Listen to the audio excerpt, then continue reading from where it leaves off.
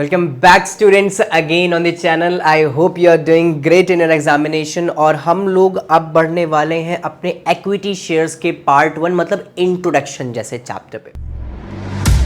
तू होता कौन है कहने वाला, कहते कौन बातें तेरी सुनने वाला, मुझको ना लेना देना इससे जितने नकली बैठे घर पे सबको एक साथ किया डिसमिस।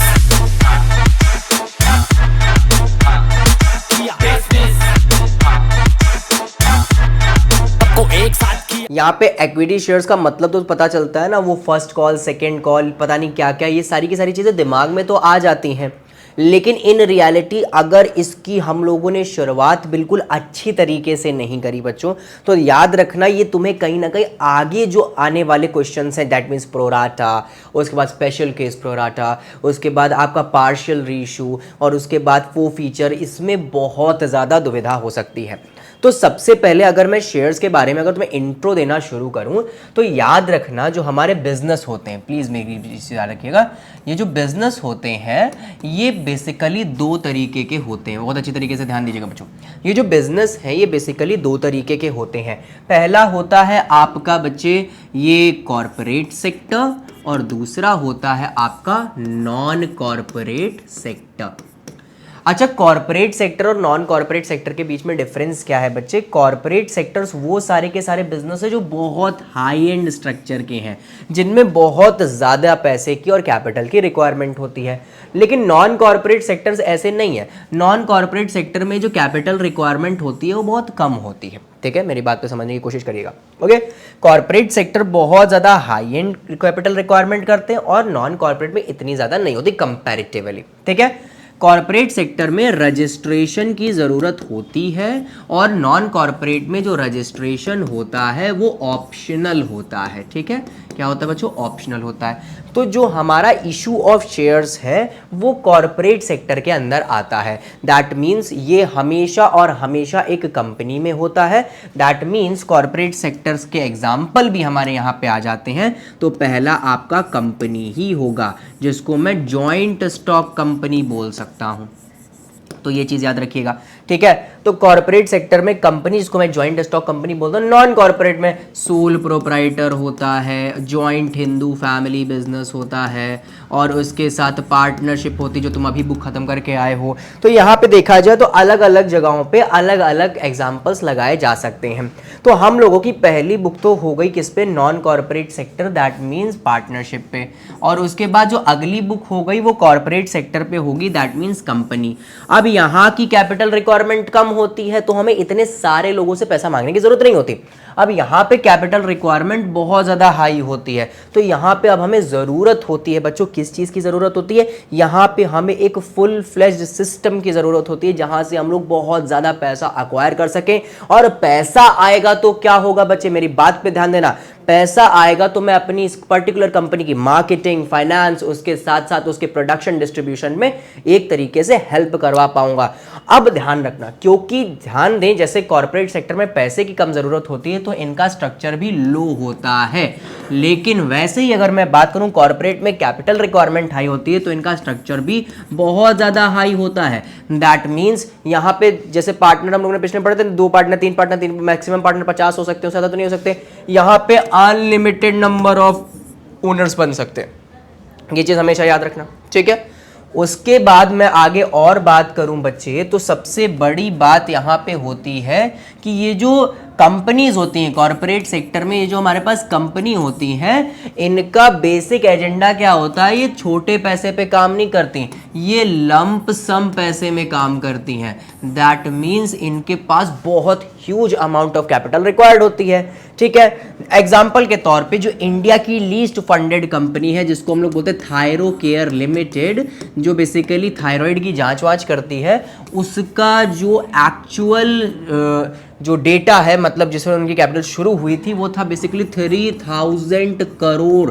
दैट मीन 3000 करोड़ रुपए से उनका जो इनिशियल जो कैपिटल सब्सक्रिप्शन था उससे उन लोगों ने शुरुआत करी थी, मतलब उनका शुरुआती पैसा 3000 करोड़ था। तो सोचो कितना, एक लीस्ट फंडेड कंपनी, सबसे छोटी कंपनी 3000 करोड़ से शुरू हो रही है, तो सोचो बड़ी बड़ी कंपनियां कितनी ज़्यादा होंगी। तो यही चीज़ यहाँ पे बताई जा रही है कि इतना सारा का सारा पैसा आएगा कहाँ से, ये निकालूँ मैं कहाँ से, ये पैसा निकाला कहाँ से जाए? अब इस पर्टिकुलर सिनेरियो को 100% खत्म करने के लिए आता है हमारा इशू ऑफ शेयर्स। अब इशू ऑफ शेयर्स क्या कहता है? अब 3000 करोड़ की तो मैं क्या कर सकता हूं, कैलकुलेशन नहीं कर सकता, तो मैं 100 रुपए कर लेता हूं, ठीक है। अब यहां पे एक कंपनी को 100 रुपए की जरूरत है। अब 100 रुपए वो एक इंसान से डायरेक्टली नहीं ले सकती, अब वो एक इंसान को क्या करती है, वो 10 लोगों में डिवाइड कर देती है। मैंने ना कंपनी के 10 शेयर्स निकाले, शेयर्स क्या होता है वो भी मैं अच्छी तरीके से भी बता दूंगा। तो दैट मीन्स मैंने 100 रुपए को 10 जगह पे डिवाइड किया, मतलब मेरे को 10 लोग 10 रुपए अगर दे देते हैं तो मेरी कैपिटल 100 रुपए बन जाएगी कि नहीं बन जाएगी? बिल्कुल बन जाएगी सर। तो यहां पे इसी प्रोसीजर को फॉलो करते हुए जो हमारा इशू ऑफ शेयर्स है वो चलता है, ठीक है। इतनी चीज समझ आ गई। तो दैट मीन्स जितने टुकड़े मैंने अपनी कैपिटल के किए हैं उतने ही टुकड़े हमारे शेयर्स कहलाते हैं। जैसे यहाँ पे 10 शेयर्स मतलब 10 टुकड़े किए और एक टुकड़ा 10 रुपए का था, तो मेरी जो कैपिटल है, ऑथराइज्ड कैपिटल, वो 100 रुपए बन गई, ठीक है। जितने पैसों की जरूरत होती है बच्चों, याद रखना, जितने पैसों की जरूरत होती है, जैसे यहाँ पे 100 रुपए था तो इसे हम लोग ऑथराइज्ड कैपिटल कहते हैं, ठीक है। उसके बाद जितने रुपए का एक शेयर मतलब एक टुकड़ा है उसको हम लोग फेस वैल्यू ऑफ शेयर्स बोलते हैं। और उसके बाद मैं बात करूं, ये जितने शेयर्स मैंने निकाले, जितने टुकड़े मैंने किए हैं, उसको हम लोग बोलते हैं इशूड शेयर्स, ठीक है। क्या बोलते हैं बच्चे? इशूड शेयर्स बोलते हैं। और ये पर्टिकुलर हमारा सिनेरियो होता है जिससे हम लोग शेयर्स में एक्ट करते हैं। एक चीज और याद रखिएगा बच्चों, यहां पे जो शेयर्स होते हैं वो एक्चुअली में दो तरीके के होते हैं, ठीक है। उसका मतलब क्या होता है? पहला होता है आपका एक इक्विटी शेयर होल्डर या फिर इक्विटी शेयर, और दूसरा होता है बच्चा हमारा प्रेफरेंस शेयर, ठीक है। नाम में प्रेफरेंस है, दैट मीन्स इनको थोड़ा प्रेफरेंस मिलता है। अच्छा, equity share holders are the real owners of the company, और इससे हमारा शेयर्स का भी मतलब पता चल गया। शेयर्स का मतलब क्या हुआ? The real owners of the company. That means यहां पे पीछे वाली स्लाइड में देखें हम लोग, यहां पे जब भी एक इंसान मेरे से एक टुकड़ा खरीद रहा है, मैंने टोटल टुकड़े कितने निकाले थे बच्चे? 10 निकाले थे। 10 हमारे पास इशूड शेयर्स थे कि नहीं थे? अब वो कोई एक इंसान एक टुकड़ा खरीद ले मेरे से, तो एक टुकड़ा खरीदा तो वो टुकड़े में जो उसने मेरे को पैसा दिया बदले में कुछ लेगा कि नहीं लेगा? और वो जो ले रहा है उसे हम लोग क्या बोलेंगे बच्चे? बिल्कुल सही, उसे हम बोलेंगे मालिकाना हक, और इंग्लिश में बोलते हैं उसको equity. That's why we call them equity share holders. लेकिन प्रेफरेंस शेयर्स का ऐसा फंडा नहीं है, ठीक है। प्रेफरेंस शेयर्स को भी मैं बताऊंगा, अभी बाद में बताऊंगा, ठीक है। तो एट द एंड में आपने मेरे को क्या दिया? 10 रुपया दिया, और मैंने तुम्हें 10 रुपए से इक्विटी दे दी, 10 रुपए की इक्विटी दे दी, मालिकाना हक दे दिया तुम्हें 10 रुपए का, ठीक है। तो अब तुम मेरे 10 रुपए से ओनर बन चुके हो। हाँ, 10 रुपए से ओनर बन चुके हो। ये अमाउंट इतना छोटा है बच्चों कि ये 0.000000001% भी नहीं होता है कंपनी का, तभी तो कहता है अनलिमिटेड नंबर ऑफ ओनर्स यहां पे बन सकते हैं, ठीक है। तो यहां पे देखा जाए these are the real owners of the company, लेकिन भले जितने छोटे ओनर हो तो ओनर ना एक कंपनी के। और जब तुम एक कंपनी के ओनर बन जाते हो बच्चों, तो एक चीज हमेशा याद रखना, आप जब उस कंपनी के ओनर बन जाते हैं तो उसकी सारी की सारी अब जो क्या कहते हैं लायबिलिटीज हैं वो तुम्हारी हैं और एसेट्स भी तुम्हारी हैं। सीधी बात करें, आगे अगर कंपनी को धक्का लगता है और कंपनी बंद होने पे आ जाती है तो आपने जो ये 10 रुपए लगाए थे कंपनी में, ये आपके डूब भी सकते हैं। तो दैट मीन्स ये हमेशा एक्सक्लेमेशन में रहेंगे, ये आपसे कभी भी छूट सकते हैं, कभी भी खत्म हो सकते हैं। लेकिन बात करूं मैं अगर प्रेफरेंस शेयर्स की, तो प्रेफरेंस शेयर्स ऐसे नहीं होते बिल्कुल। Preference shares are not the real owners of the company. इनका पैसा जो होता है वो सिक्योर्ड होता है, ठीक है। इनका पैसा सिक्योर्ड होता है, और यहाँ पे मेन क्या होता है, इनको प्रेफरेंसेस मिलती हैं। जब भी कंपनी को प्रॉफिट होगा सबसे पहले प्रेफरेंस शेयर्स को बांटा जाएगा, उसके बाद इक्विटी शेयर्स को मिलेगा। For the terms of security ये ज़्यादा सिक्योर होते हैं। अगर इन्होंने 100 रुपए लगाए हैं कंपनी पे तो 101 मिलेगा, या बहुत कम हो गया तो 100 मिलेगा, 99 नहीं, मतलब 1 रुपए का भी घाटा नहीं हो सकता। और इन्होंने अगर 100 रुपए लगाया हो तो 100 का पूरा ही चला जाए, उनसे कोई मतलब नहीं है, क्योंकि भाई ये तो real owner of the company है। यहाँ पे बात करिए सिक्योर्ड होते हैं, इनको पहले प्रेफरेंसेस दी जाती हैं। लेकिन एक चीज का याद रखना, जो चीज इतना ज्यादा ब्यूटीफुल है ना उतना ही ज्यादा रिस्की भी होता है, ठीक है। तो दैट मीन्स यहाँ पे रिस्क किस चीज का है? पैसा जाने का रिस्क नहीं है, प्रॉफिट ना मिलने का रिस्क है। दैट मीन्स मान के चलो इनका जो प्रॉफिट होता है, इनका जो डिविडेंड होता है, बेसिकली ये डिविडेंड डिविडेंड फिक्स होता है। कंपनी को भले लॉस भी हो जाए तब भी इनका डिविडेंड देगी। मतलब 100 रुपए है तो तुम्हें 120 मिलना ही मिलना है। तो कितने का प्रॉफिट हुआ? 20 रुपीज का हुआ। लेकिन इक्विटी शेयर्स का कोई भी प्रॉफिट फिक्स नहीं होता।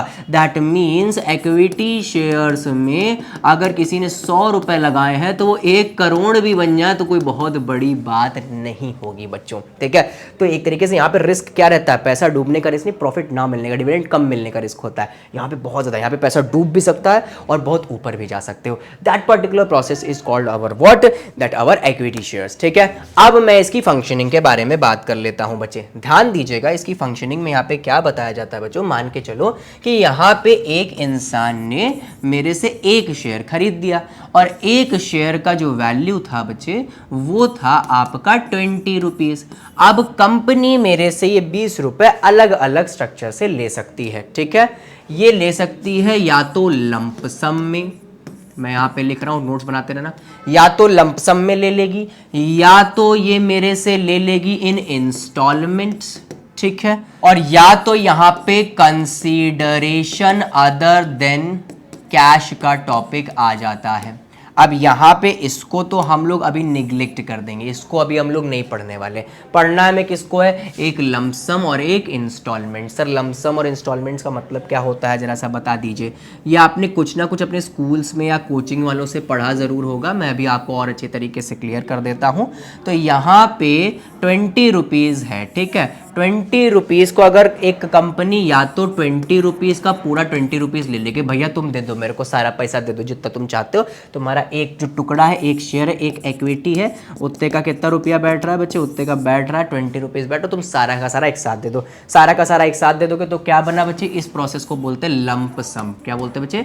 लंप सम बोलते हैं, ठीक है। उसके बाद अगर मैं बात करूं अगला टॉपिक जो है, अगला है अगर ये 20 रुपए जो है अलग अलग फॉर्म्स में हमसे ले लिए जाए, मतलब ये 20 रुपए टुकड़ों में, किश्तों में ले लिए जाए। किश्तों में कैसे लेंगे? 5 रुपए अभी दे दो, फिर 5 रुपए दे देना, फिर 5 रुपए दे देना, फिर 5 रुपए दे देना। 4 किश्तों में अलग अलग ले लिया। हमारी बेसिकली जो क्लास 12 की सीबीएसई के हिसाब से हम लोग का भी 5 कहते हैं, 3 ही मतलब 4 ही किश्तों में हो सकता है, ठीक है, 2 कॉल्स तक का। तो ध्यान रखना बच्चे। तो ये पहली जो किस्त होती है उसे एप्लीकेशन मनी बोला जाता है, दूसरी को अलॉटमेंट, तीसरी को फर्स्ट कॉल और चौथी को जो होता है हम लोग सेकंड कॉल बोलते हैं। एप्लीकेशन को एप्लीकेशन मनी क्यों बोला जाता है बच्चों? इस चीज़ का याद रखिएगा कि एप्लीकेशन मनी का मतलब होता है ये एक पहला एक स्टेप है एक इंसान को शेयर्स खरीदने का। तो यहाँ पे उसका वेरिफिकेशन होता है, यहाँ पे चेक किया जाता है कहीं वो बैंकरप्सी तो नहीं है, या उसकी सारी फाइल्स प्रॉपर हैं, या फिर उसने पहले कोई कंपनी में घोटाला तो नहीं किया, या फिर हमारी कंपनी के पास शेयर्स अवेलेबल भी हैं इसको देने के लिए नहीं। तो एक तरीके से ये एप्लीकेशन होता है शेयर्स खरीदने का, this we called it application money. Then after that अगर हमारे कंपनी के पास पैसे अवेलेबल होंगे या शेयर्स अवेलेबल होंगे, या फिर कंपनी ने वेरीफाई कर लिया कि हाँ तुम एक नेक इंसान हो, तुमको शेयर्स दिए जा सकते हैं, तो यहाँ पे अगली जो होती है वो अलॉटमेंट दी जाती है, अलॉटमेंट की किस्त। और अगर तुम वेरीफाइड नहीं हो तो तुम्हारी एप्लीकेशन का पैसा वापस भी कर दिया जाता है, ठीक है। तो यहाँ पे अगर सब कुछ वेरीफाइड है तो तुम्हें अलॉटमेंट मनी मिलता है। दैट मीन्स हाँ अब तुम अलॉट हो चुके, तुम्हें शेयर अलॉट कर दिया गया। Yes you have allotted that particular share जिसको तुमने खरीदने की कोशिश की थी। और अगर नहीं अलॉट होगा तो तुम्हारी एप्लीकेशन मनी वापस कर दी जाएगी, नहीं तो अगला पैसा मांग लिया जाएगा। उसके बाद सब कुछ सॉर्ट हो जाता है, तुमसे अगली किस्त को फर्स्ट कॉल बोला जाता है, फिर से अगली किस्त को सेकंड कॉल, फिर third call, fourth call, fifth call, ये चलता रहता है। सॉरी मेरा कॉल आ गया था। तो इसके बाद first call, second call, third call, पता नहीं मेरी भी कॉल आ गई इसी के चक्कर में, ठीक है। ये सब कुछ चलता रहता है और यहाँ पे पूरा का पूरा स्ट्रक्चर खत्म हो जाता है, ठीक है। तो ध्यान रखना, अब इसके बारे में हम लोग अगली जो हमारी वीडियो आने वाली है उसमें हम लोग इसकी जर्नल एंट्रीज के बारे में बात करेंगे कि how this particular journal entries have been done. लेकिन उससे पहले ये पार्ट 1 देखना बहुत ज़्यादा ज़रूरी है। सो प्लीज़ इस पार्ट 1 को देख लीजिएगा, उसके बाद ही नेक्स्ट पार्ट पे एंटर करिएगा। नेक्स्ट पार्ट जो हमारा पार्ट 2 होने वाला है इस पे, वो इसकी बेसिक जर्नल एंट्रीज पे होने वाला है। I hope you are loving our videos और प्लीज़ लाइक शेयर सब्सक्राइब कर दीजिएगा। हम लोग बहुत जल्दी 1000 सब्सक्राइबर पर पहुँचने वाले हैं। मिलता हूँ मैं तुमसे, तब तक के लिए हैव अ नाइस डे। तू होता कौन है कहने वाला, कहते कौन बातें तेरी सुनने वाला, मुझको ना लेना देना इससे जितने नकली बैठे घर पे सबको एक साथ किया डिसमिस।